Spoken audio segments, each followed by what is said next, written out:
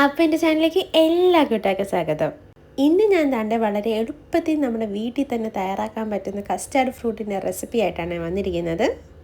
കസ്റ്റാർഡിൻ്റെ പൗഡറും ഫ്രൂട്ട്സും ഉണ്ടെങ്കിൽ തന്നെ നമ്മുടെ റെസിപ്പി റെഡി ആയിട്ടോ. ഞാനിവിടെ ആദ്യം യൂസ് ചെയ്യുന്നത് 2.5 കപ്പ് പാലാണ് കേട്ടോ. അതായത് 250 ml 2.5 കപ്പ് പാൽ യൂസ് ചെയ്യുന്നുണ്ട്.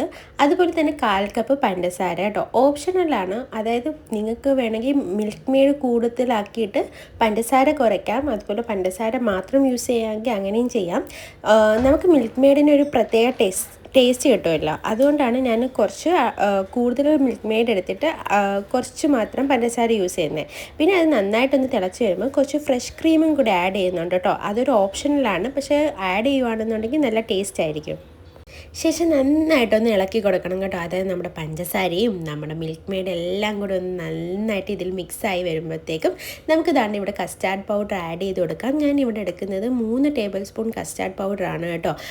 അത് നമ്മുടെ നോർമൽ ടെമ്പറേച്ചറിലെ പാലിൽ ഒന്ന് കലക്കിയിട്ട് ക്ലംസ് ഒന്നും ഇല്ലാണ്ട് കലക്കിയിട്ട് ഇതുപോലെ ഒന്ന് ആഡ് ചെയ്ത് കൊടുക്കാം. ഞാൻ ആദ്യമേ മൊത്തത്തിൽ ആഡ് ചെയ്ത് കൊടുത്തില്ല, കുറേശ്ശെ ആഡ് ചെയ്ത് കൊടുത്തു. കാരണം എനിക്ക് അതിൻ്റെ ആ ഒരു കൺസിസ്റ്റൻസി ഇല്ലേ, അതൊന്ന് അറിയാൻ വേണ്ടിയിട്ടായിരുന്നു. പിന്നെ ഞാൻ ലാസ്റ്റ് ആയപ്പോഴത്തേക്കും 3 ടേബിൾ സ്പൂൺ നമ്മൾ എടുത്ത കസ്റ്റാർഡ് പൗഡറും ഞാൻ ഇതിൽ ആഡ് ചെയ്ത് കൊടുക്കുന്നുണ്ട് കേട്ടോ. പിന്നെ ഇത് നന്നായിട്ട് ഇളക്കി നല്ലൊരു കുറുകി വരുന്നൊരു പരുവയില്ലേ, അതുമാതിരി ആക്കണം. ഇതൊന്ന് മാറിയപ്പോഴത്തേക്കും തിളച്ച് പൊങ്ങി വന്നതാണ്. എന്തായാലും ഭാഗ്യത്തിന് തിളച്ച് വീണില്ല പുറത്തോട്ട്. അപ്പോൾ ഇതുപോലെ നന്നായിട്ടൊന്ന് കുറുകിയെടുക്കണം. ഈ ഒരു പരുവയില്ലേ, ഇതിലാവുമ്പോഴത്തേക്കും നമുക്ക് ഗ്യാസ് ഓഫ് ചെയ്യാം. കാരണം എനിക്ക് ഒരുപാട് തിക്നെസ് വരുന്ന ഇഷ്ടമല്ല. ഇത് പിന്നെ ഞാൻ നെക്സ്റ്റ് ഡേ ആണ് ഷൂട്ട് ചെയ്യുന്നത്. അതായത് ഞാനിത് എൻ്റെ ഓഫീസിലേക്ക് കൊണ്ടുപോകാൻ വേണ്ടിയിട്ട് തയ്യാറാക്കുന്നതാണ് കേട്ടോ. അപ്പോൾ രാത്രി ഒരു 12 മണിക്കാണ് ഞാൻ കസ്റ്റാർഡ് ഉണ്ടാക്കി വെച്ചിരുന്നത്. എന്നിട്ട് മോർണിംഗ് ആയപ്പോഴത്തേക്കും അത് നന്നായിട്ട് കൂളായിട്ടുണ്ട്. നമ്മൾ ഫ്രിഡ്ജിൽ വെച്ച് കൂളാക്കി എടുത്തിട്ടുണ്ട് കേട്ടോ. പിന്നെ നമുക്ക് വേണ്ട ഫ്രൂട്ട്സ് ആഡ് ചെയ്ത് കൊടുക്കാം. എല്ലാ ഫ്രൂട്ട്സും കൂടി, അതായത് ഏത് ഫ്രൂട്ട് നിങ്ങൾക്ക് ഇഷ്ടപ്പെട്ട ഏത് ഫ്രൂട്ടും ആഡ് ചെയ്ത് കൊടുക്കാം. പക്ഷെ പുളി ഇല്ലാത്തത് ആഡ് ചെയ്ത് കൊടുക്കണം കേട്ടോ.